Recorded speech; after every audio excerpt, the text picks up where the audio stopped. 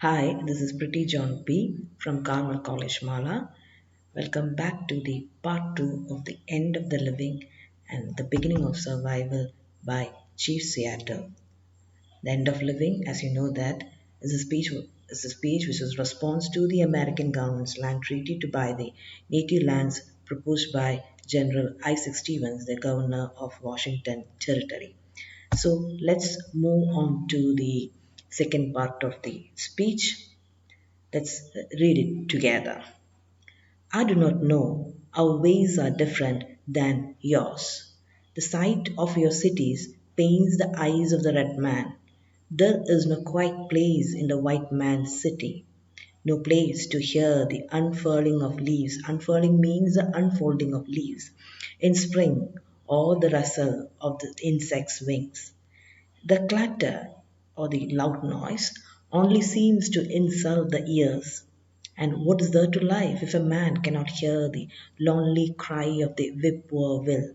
Whippoorwill is a bird, you can see it from the picture of the whippoorwill or the arguments of the frogs around the pond at night. I am a red man. I do not understand. The Indian prefers the soft sound of the wind darting off the face of a pond and the smell of the wind itself cleaned by a midday rain or scented with the pinyon pine. Pinyon pine is a variety of pine grows in the southwestern United States and in Mexico, which can yield pinyon nuts. The picture is given here. So, what does he mean by this paragraph? Modern cities are full of din, frenzy, and chaos, and city dwellers miss the simple pleasures of nature. White man, in his critical view, is incapable of sensing the subtle aspects and changes of nature. How about the Red Indians? The Red Indians, they enjoy the simple pleasures of nature and they are more precious and more important than anything else. They treat rain, wind, and land as living organisms, just like us, human beings. Unfortunately, the white man has neither the sense nor the sensibility to feel the pulse of nature. It is the ignorant white man who wastes his life in noisy and frenzied cities and thus misses the simple pleasures and rhythm of nature. Unluckily, there is no place to hear the unfurling of leaves in spring or the rustle of an insect's wings. The white man even does not seem to notice the air he breathes. Here, Chief Seattle ironically and sarcastically adds that perhaps the problem is with himself and his people, that is, the Red Indians, because they are always considered as uneducated, uncultured, and uncivilized. Let's move on to the next paragraph.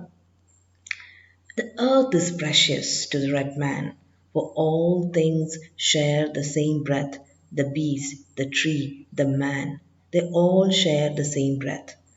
The white man does not seem to notice the air he breathes.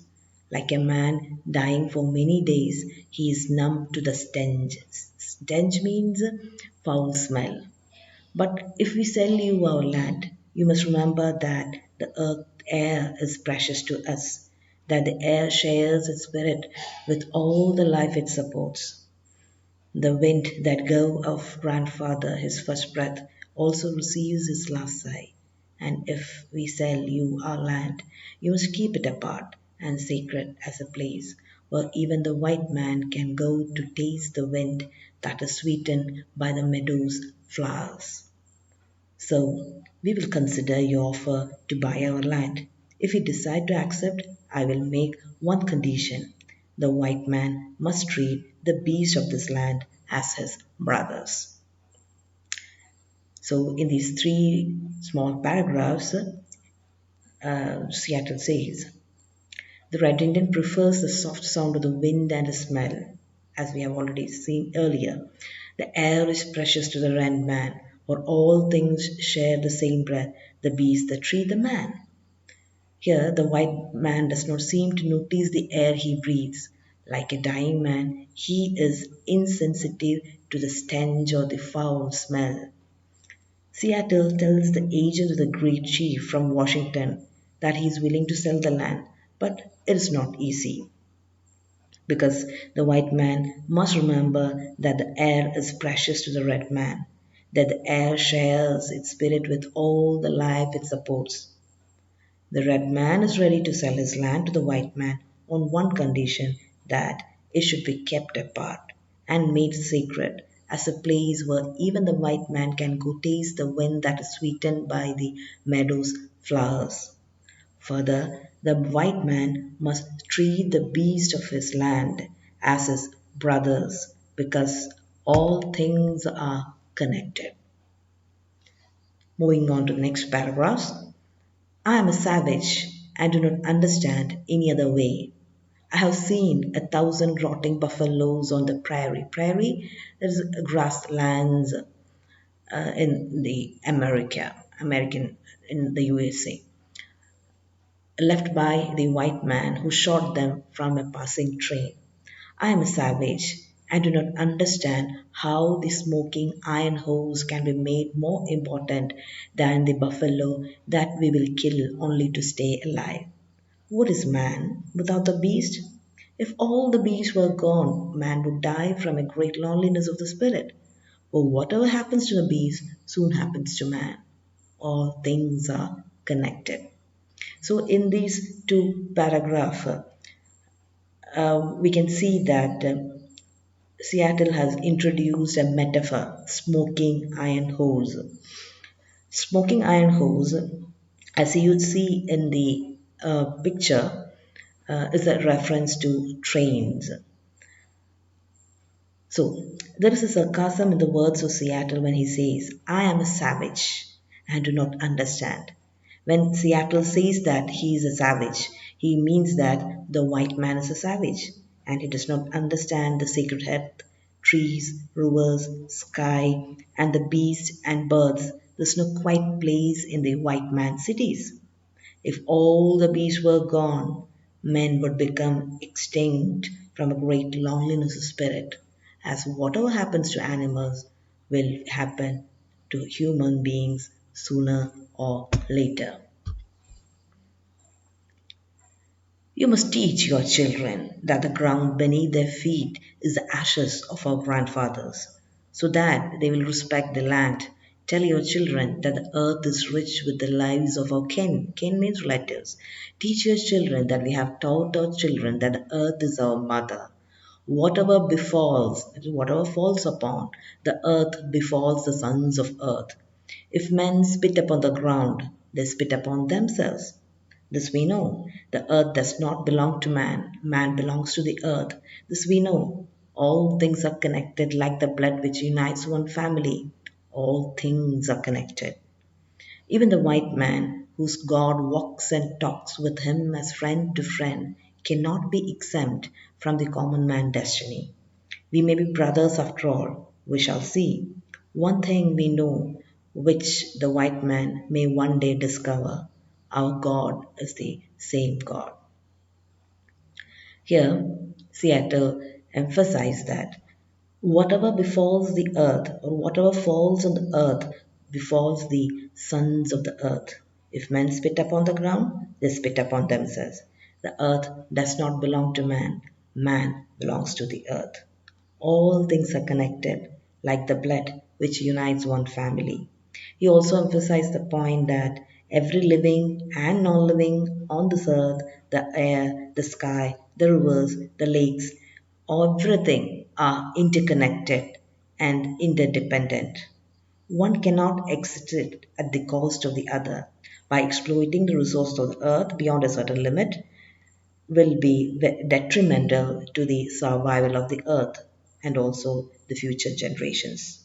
And he says that there's only one God and he does not discriminate between people, and to harm the earth is to heap contempt on its creator. Next paragraph. You may think now that you own him, God, as you wish to own our land, but you cannot.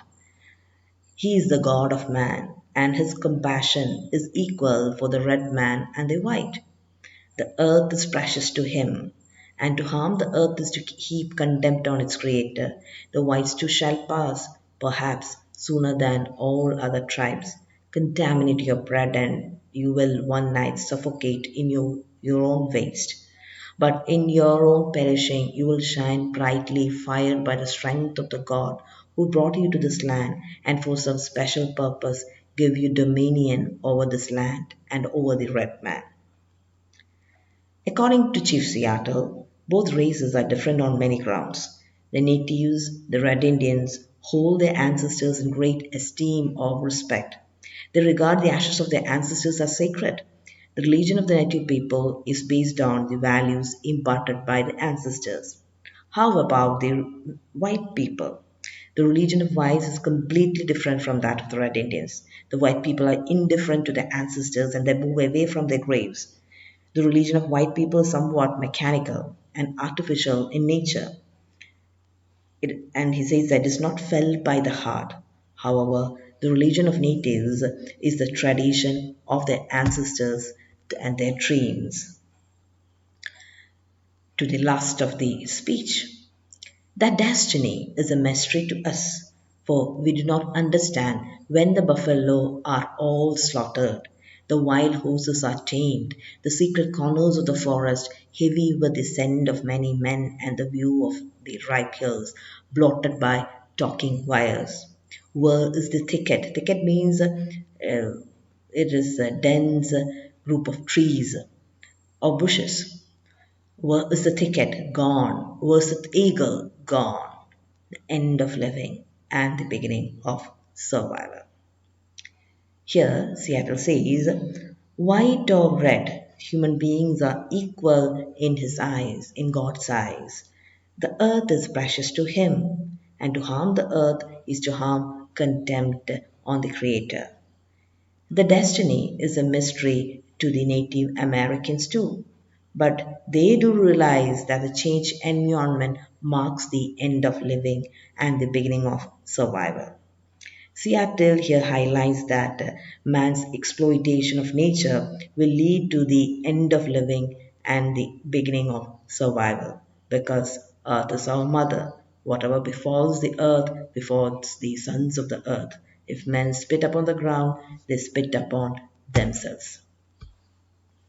So let's have a quick glance at the main points of this speech.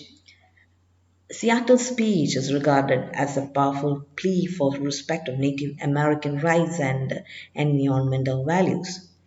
It was one of the earliest instances where someone expressed great concern over the degradation of nature and ecological balance. He criticized the white people's imperialistic attitude and the way of reckless developments affecting the natural environment. He says, the earth does not belong to man, man belongs to the earth. This we know. All things are connected like the blood which unites one family. Whatever befalls the earth befalls the sons of the earth. He also warns us against the rapid progress of Western civilization and pitched for the need to protect nature. The anthropocentric, that is, the human centered, utilitarian, materialistic, and narrow minded worldview of white settlers considers the earth as an inanimate object to be tamed, conquered, planted, and exploited with scant regard for posterity.